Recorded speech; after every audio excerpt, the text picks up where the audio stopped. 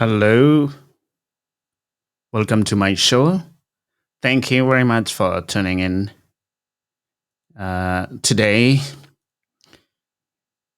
have had many discussions with friends and also lectures about Christian faith, other faiths, and many hard questions Christian face today. And today, I choose this topic because I think it's very important for ministers, pastors, Christian leaders, and observers of Christians so that we prepare ourselves to understand about worldviews. Now, faith that answers the hard questions. I'm gonna scroll down to my presentation as well. So it might not take very long. I want you to pay attention, your full attention. Probably if you have pen and paper, you can write it down as we go along. My name is Mon, and I have been trained in a seminary for 10 years. And I am also trained in university for my postdoctoral degree as well. I have been in Christian ministry for more than 25 years, and I'm still now, I'm focusing on podcasting when I have time. Okay, the very foundation of Christianity is Jesus Christ, and he say, "I came to testify the truth." Pontius Pilate, what is truth? The hard questions. Number one is evil. What is evil? And why is there evil? Why is there suffering? The problem of judgment. The problem of sin. Now we need to look into worldview first. What is worldview? One's worldview is the perspective one uses to process and interpret information received about the world. According to James White, Sir, put it this way: a worldview is a set of presupposition, or I will say in regular English or normal English, assumption, which we hold about the basic makeup of our world. Other worldviews, the leading philosophies of our day, like naturalism, scientism, materialism, and there are other views as well, postmodernism, focus on the loss of truth. According to Dallas B. McCon, he said Christianity is scientifically unsupported and probably unsupportable, philosophically suspect at best, and disreputable at worst, and historically fraudulent. Can you understand such accusation of Christian faith? Are you able to prepare to counter those kind of accusation? Let's look at a good worldview defined. Number one, it is true. It is consistent with the reality, or it works. B, it answers satisfactorily the questions people really want answer. What is prime reality? The ultimate cause, the nature of God. What is my value as a human being? What happened to a person's at death? Or what happens after a person's die? How do we know what is right and wrong? What is my purpose on earth? What is the reason for living? What is the nature of my relationship with the prime reality? It causes those who hold it to be better people than they would otherwise have been if they held to competing alternative views. Let's look at naturalism on or scientism or materialism. It's the belief that the only reliable or valid instrument to deciding the truth or even the value of any proposition is a scientific method, simply meaning everything we can know about everything is based on science. No basis for ethics and morality. That is the only definition. No supernatural, no God, no truth, except that found by science. No consciousness. No I. Justice is a figment of our imagination. What do you think? Let's look at materialism. It says we exist as material being in a material world, all of whose phenomena are the consequences of material relations among material entities. In a word, the public needs to accept materialism, which means that they must put God in the trust can of history where such myths belong.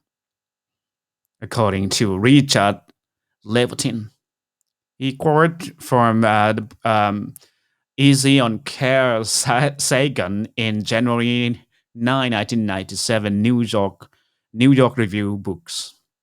That's materialism. Put aside God, put in the trust room. That's what they say. And the public, they were asking the public to put. That's materialism. Everything that we own, material, the thing that you can see with your eye, your house. And the other view, philosophical view of truth is postmodernism, the loss of truth. Truth, if such thing exists, is the property of culture.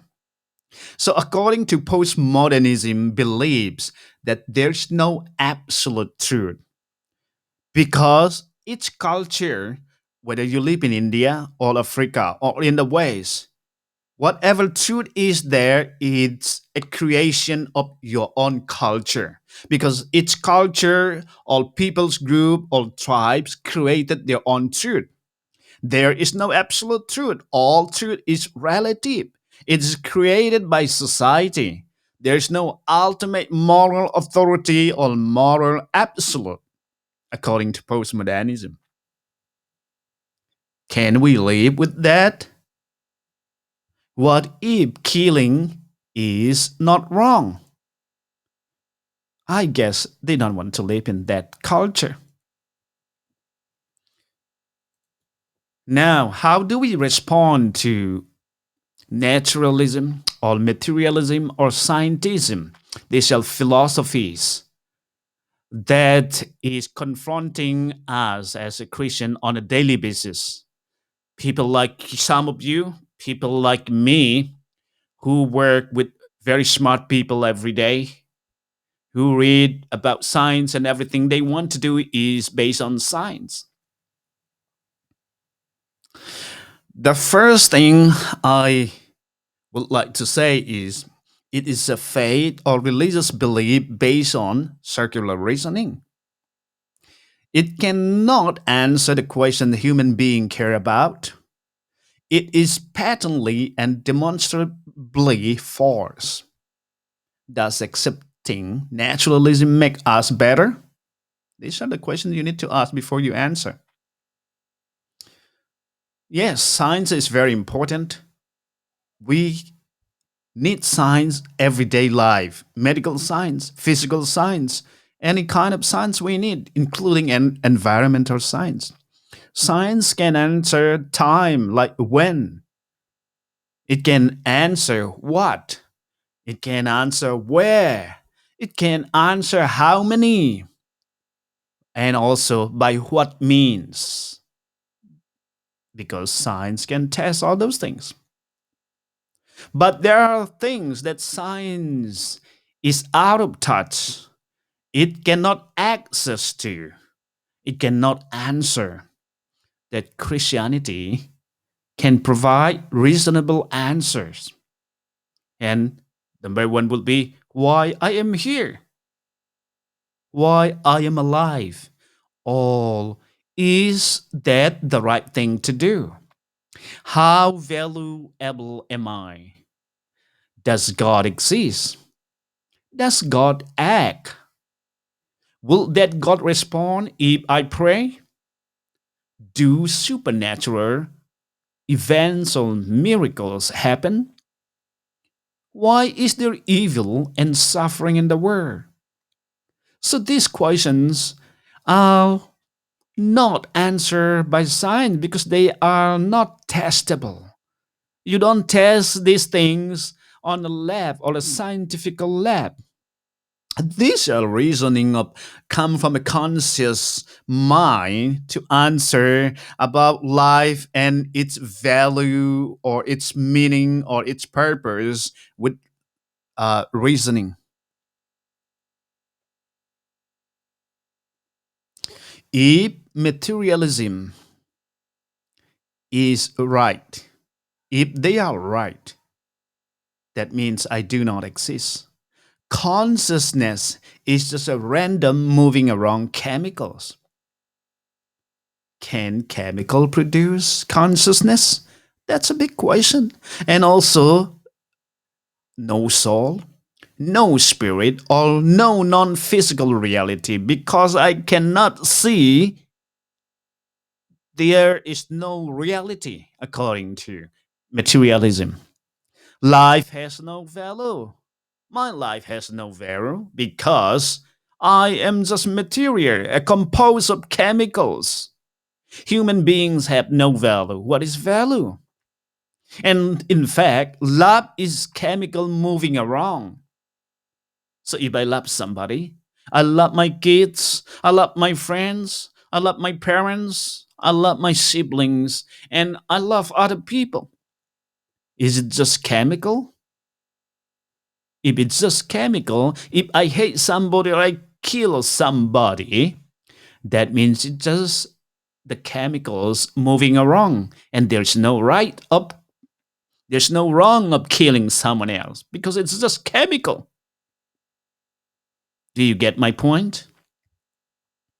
Now let's look at naturalism. Naturalism is patently false because the universe is created or the universe was created. There was a universe, there was a galaxies. Life was created. It just doesn't pop up from the ground or from the earth. Life was created. The anthropic principle, the universe is ridiculously well fine tuned for us to live.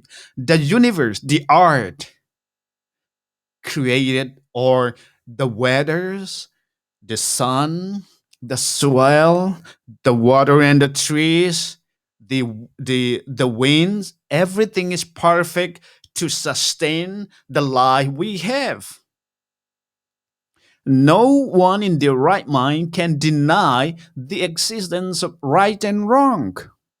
Yes, there might be different in judgment of different culture when it comes to right and wrong, but the fact that every culture has right and wrong in their own culture, no culture has ever come up with there is nothing exists. They have the very foundation where they can measure what is right and wrong, including the animals. Of course, the last one will be a Christian sound like the Bible we believe is the Word of God. Probably that will be a big dilemma for people who does not believe in the Bible. That will be another topic. If you have questions about the reliability and truthfulness of the Bible, then it will come in the next lectures, probably, I'm not sure, a month from now. But please tune in if you want to listen about that. Now, does naturalism tend to make its believer better people? If you are a believer of nature, does it make you a better person? Good and evil are meaningless idea for them. If you are believing in nature is all there and nothing else, no God, no Jesus, that means good and evil has no meaning because it's just nature. Killing someone, there's no right and wrong because it's neither good nor evil. Our purpose, if it exists at all, is to pass on our DNA. The reason we have children would be only to pass our DNA, and there's no other purpose. Any kind of sexual behavior is as right as any other. Stealing is probably good if you're stealing good, because if you are believing in, I mean, nature or naturalism, that means there's no meaning of sexual advances or abuse of someone else because it's moving up your chemical around your body. There is nothing inherently evil about genocide, racism, slavery, or killing because it is the moving of nature, which is your brain is nature. The chemical in your brain, the chemical in your bodies are just nature. So naturalism does not stand very, very strong at all. It fails in all these tests. Let's look at postmodernism, or it's come cultural relativism. Truth. Is it true for you? But it's not true for me.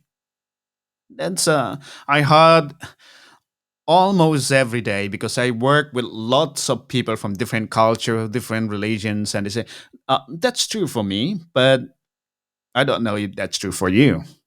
I can understand that, but in reality, when you dig deeper in life, when it comes to life and death matter, it's not about what is true for you and not true for me. You cannot have different rules on the road if you're using the same road. You have to use the same road. If you use different rules on the same road, you cross every day.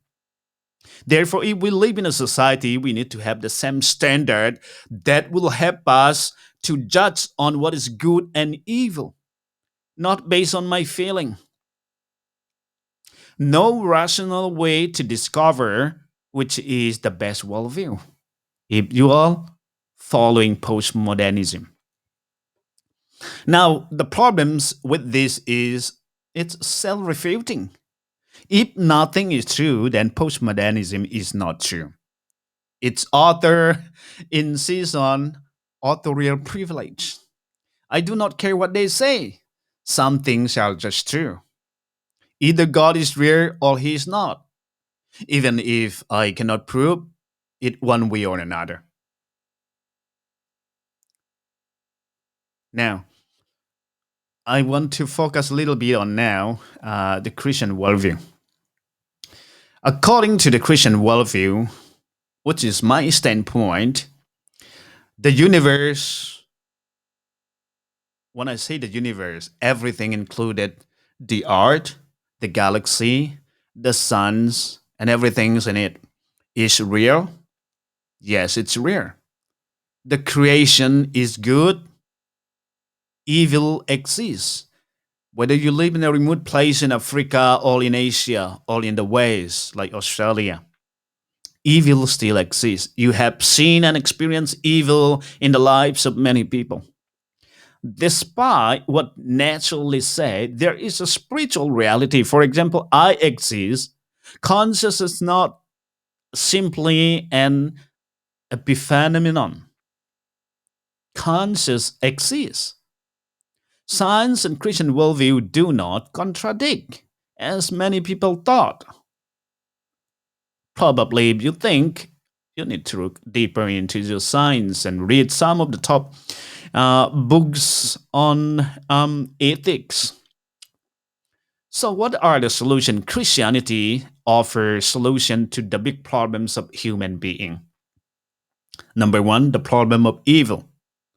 Second will be the problem of suffering. And the third one is the problem of death. Christian worldview has given us science. It also given us abolition of slavery. You look at the history of England, Wilberforce story. You look at the Martin Luther King Jr. in the United States and in many other places. It has given us civil rights. It also given us women's rights. Nowadays, Christian groups do a majority of all benevolent work in the world. Um, we will not talk every detailed thing about those. So, two good questions. Does evil exist? Second, if God is all loving and all powerful and all good, then why is there evil? Why people are suffering? Let's focus on that. Number one, the answer is God's love. God is love does not mean that He controls everything, including you. He gave us free will. God gives us a choice to believe Him or not to believe Him. He doesn't force you to believe. He has given you a choice. Whatever you want to believe, whatever choices you can make, you can make. Why? Because that is love.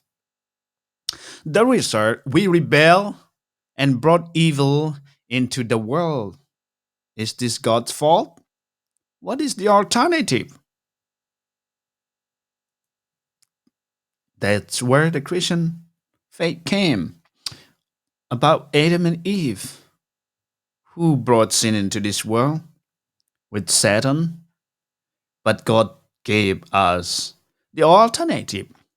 So, free will, an illustration about the prodigal sons in the Bible.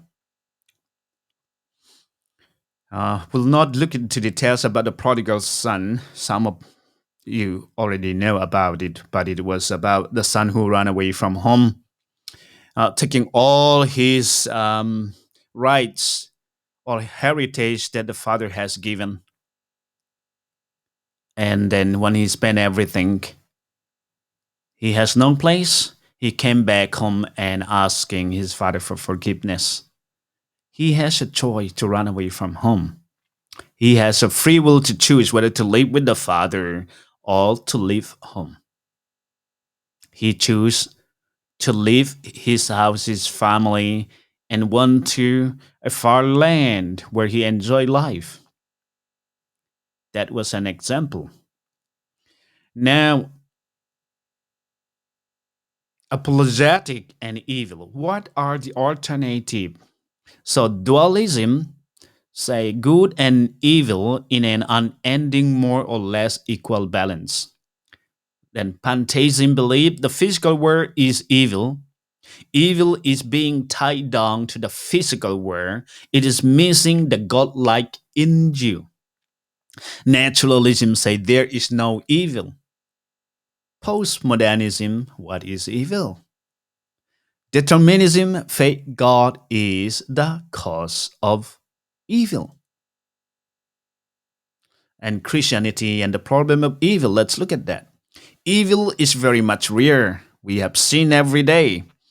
Quite indirectly, it is the product of God's love. God loved us so much that He loved us and that He gave us a choice.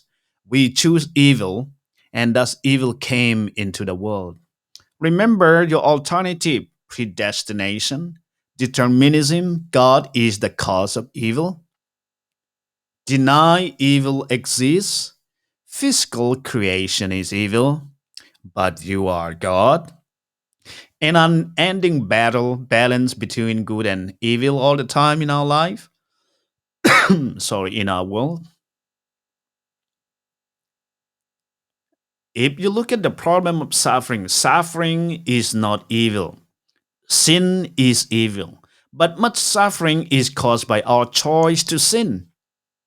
I'm not saying everything, but it's the choice of someone else to commit sin that brings suffering to many people.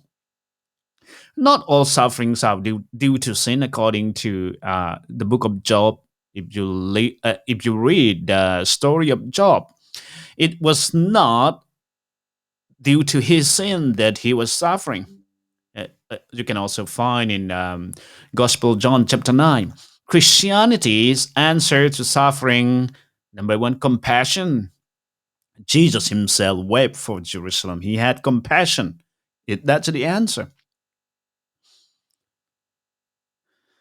Julian the Apostate around 332 to 363 BC, AD. You say atheism, Christian faith, has been specially advanced through the loving service rendered to strangers and through their care for the burial of the dead. It is a scandal that there is not a single Jew who is a beggar, and that the godless Galileans care not only for their own poor, but for us as well. Well, those who belong to us look in vain for the help that we should render them. This is a person, the apostate, admiring about the care Christian people made in that age.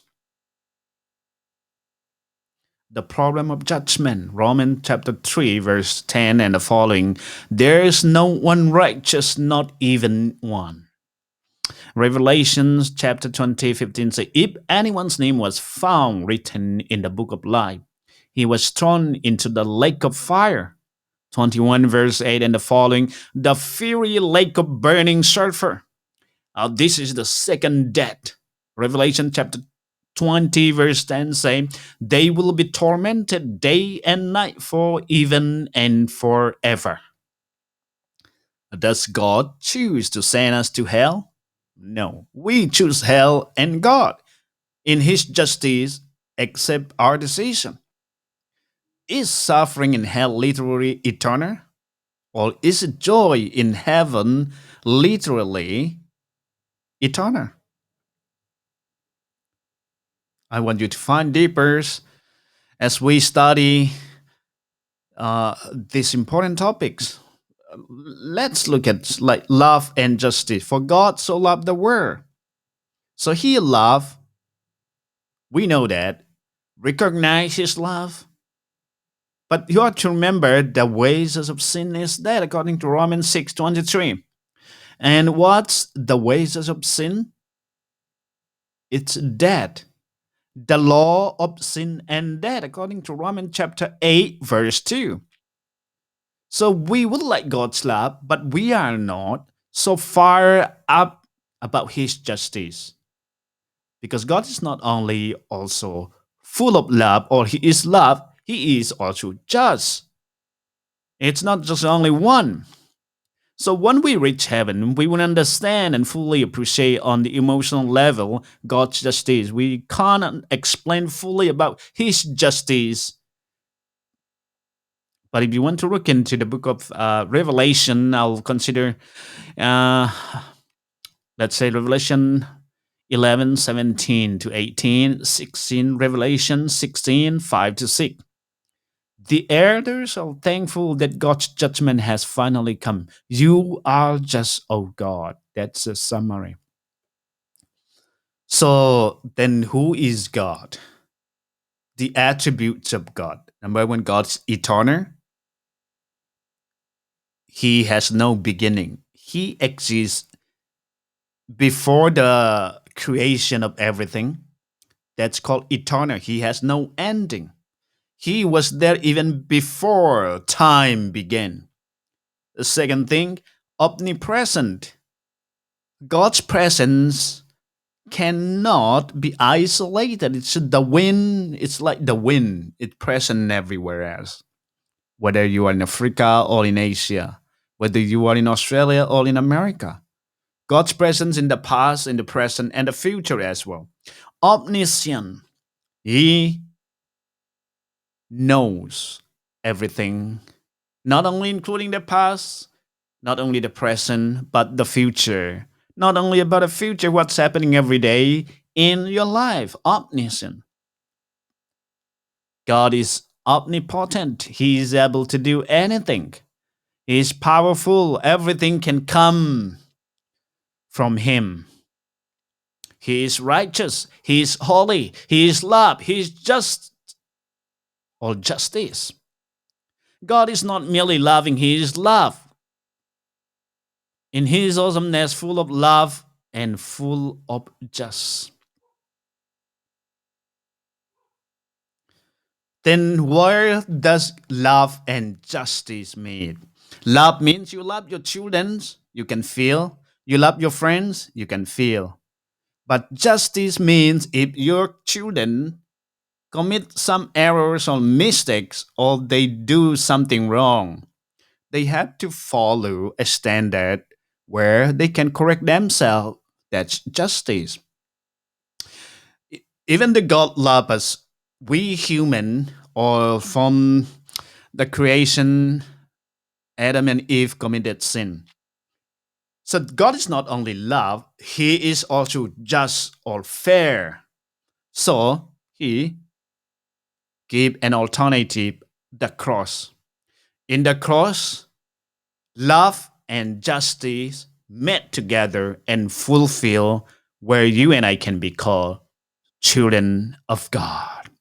That's where the love of God and the justice of God fulfill in our life through Jesus Christ. Thank you very much for listening to this lecture. If you will tune in for the next lecture, I'll be very happy. Please also subscribe to my YouTube channel, Muan Tang, or it's also in Facebook.